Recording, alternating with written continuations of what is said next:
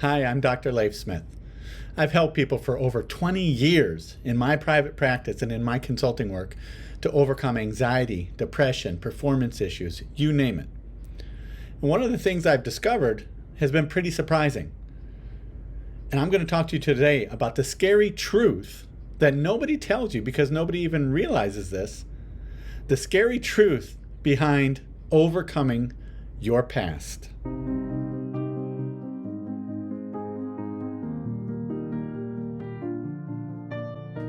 Hi, I'm Dr. Leif Smith. I help people get better, be better, and do better in all areas of life. And today I want to talk about the scary truth behind getting over your past. Now, I've worked with in excess of thousands and thousands of clients. I think I've done 30,000 plus, maybe 35,000 sessions in 20 plus years as a clinical and sports psychologist. I've helped so many people overcome anxiety, panic, depression, post-traumatic stress disorder, you name it. And I love the journey. I love being part of that journey and helping people. Because when I was younger, people helped me. And so, the whole idea, physician heal thyself, right? I was just talking to a client the other day about why I got into psychology.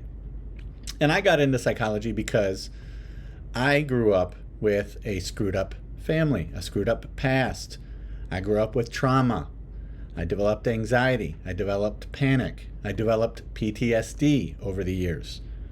And so I tried to follow my own path and to heal myself. And with the help of therapists and with the help of books and with the help of good role models and friends and all those people together, right? It takes a village. I like to think that I've gotten to a place in my life where I'm feeling pretty good about where I am. And so I like to help people along their path too. And one of the things I've learned personally that's almost heartbreaking, and one of the things that I now teach my clients, the same heartbreaking fact, and I try to tell them early, and they don't believe me until they get there later on when they are healthier, when they're able to overcome their past. But the truth that nobody tells you is that you're going to have to let go of a lot of people in your life. What does that mean? Well, if we look at people, the people in our life, the way our life is peopled, I should say, if you look at it like a system, right? We have this kind of system of people around us that help maintain our sense of who we are. We interact with our friends, we interact with our family, we play roles, we go to work, we have a role at work. This system of people around us, and it can be small or it can be large. It gets larger as you spread out. Extended family, extended coworkers, new jobs, conferences you attend, friends you haven't seen in a while, right? So the circle of influence, the system gets bigger as you go outwards. But this system of interaction is what maintains our behavior. And so when you have depression, and when you have trauma, for instance, and you have a difficult relationship history, what happens is those people around you are part of that system and they help you maintain it.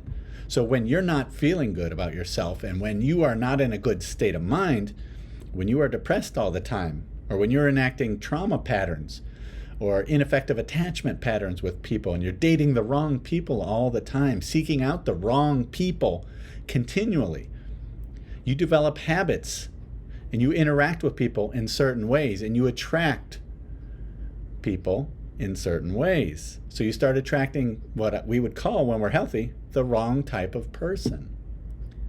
You attract people according to where you're at that point in your life.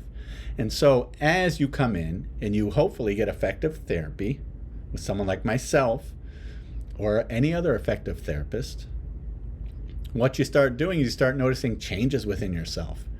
You start feeling better. You start having more confidence. You start making different decisions. You start handling your stuff differently. You start carrying yourself differently. You start thinking differently. Sometimes you start dressing differently and you start wearing skinny jeans for no reason. I don't know. That's your call. But you change, right? That's part of therapy, is to change.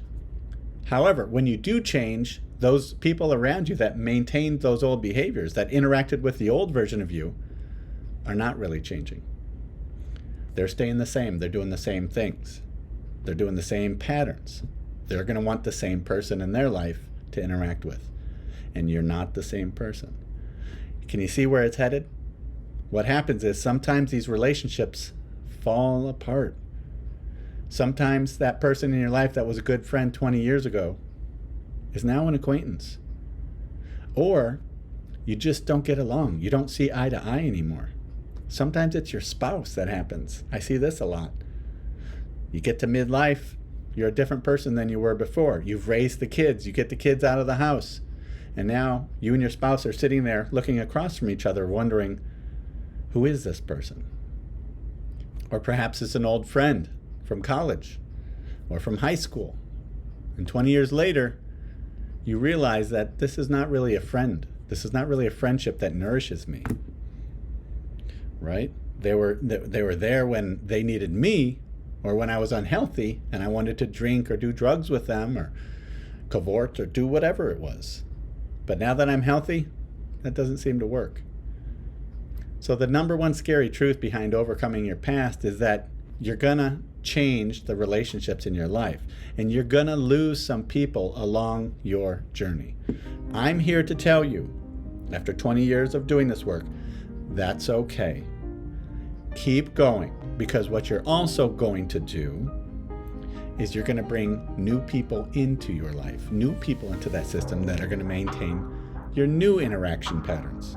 People that believe in you, people that push you, people that don't put up with excuses, people that want more from you, a spouse that demands more of you. You're going to draw and attract those type of personalities in your life.